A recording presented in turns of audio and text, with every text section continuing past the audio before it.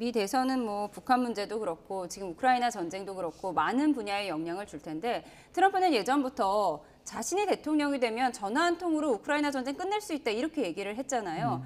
그러면 우크라이나 전쟁은 미 대선의 영향을 받아서 어떻게 이제 종결 수순을 받을 수 있을까요?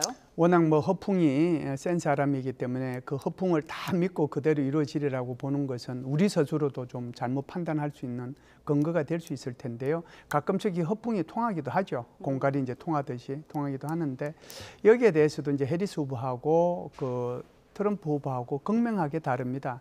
해리스 후보는 우크라이나 전쟁에 대해서 또 우크라이나에 대해서 어떻게 얘기를 하느냐 하면은 우크라이나의 독립과 안전이 중요하다. 그렇기 때문에 우리는 우크라이나를 도와야 된다라고 얘기를 해오고 있고요. 반면에 이제 트럼프는 다르죠. 그러니까 트럼프의 입장에서 보면 지금 우크라이나한테 얘기하는 것은 젤렌스키 대통령한테 직접 얘기를 했잖아요. 전쟁 니들 하지 말아서야 된대 했다라고 얘기를 하고 그리고 심지어 젤렌스키 대통령이 승리 계획이라고 하는 것을 가지고 지난달에 트럼프 대통령한테 뭐 브리핑을 했잖아요. 우리는 이렇게 하면 승리를 하겠다라고 하는데 거기에 대해서 말 한마디 안 했단 말이죠. 그러면서도 이제 계속해서 얘기하고 있는 것이 바로 러시아와의 협상을 통해서 이 문제를 마무리 짓겠다라고 하는 거거든요. 벤스 부통령 후보의 말이 훨씬 더 자극적인데요. 네. 그 사람 말은 평화와 영토의 교환이 필요하다라고 얘기를 하면서 평화를 얻으려고 하면은 결국은 러시아가 지금까지 차지한 그 땅을 인정해 줘야 된다라고까지 얘기를 했거든요.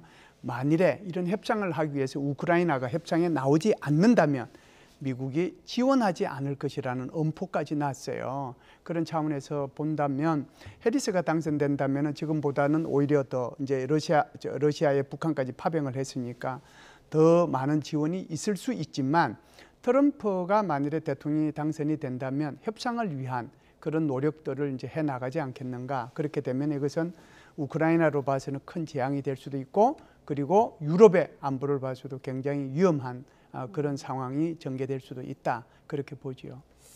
푸틴의 최측근입니다. 메드베데프 러시아 국가안보회 부의장이 최근에 현지 인터뷰에서 이런 말을 좀 했는데요. 네. 그러니까 이제 미국이 계속 우크라이나 분쟁에 끼어들면 3차 세계대전이 일어날 수도 있다. 네. 이런 취지의 발언을 했습니다. 네. 그러면 실제 트럼프가 대통령에 당선이 되더라도 뭐 협상 테이블에 올라오긴 좀 어렵지 않을까 이런 생각도 들거든요. 네, 그게 이제 트럼프가 만일 대통령이 된다면 협상 쪽으로 이제 끌고 갈 것이기 때문에 어떤 형태로든 간에 우크라이나 전은 이제 마무리될 가능성이 오히려 더 있다라고 봐야죠. 네. 사실상 그 트럼프 대통령 입장에서 보면 우크라이나는 안중에도 없다 이렇게 이제 말씀을 드릴 수가 있습니다.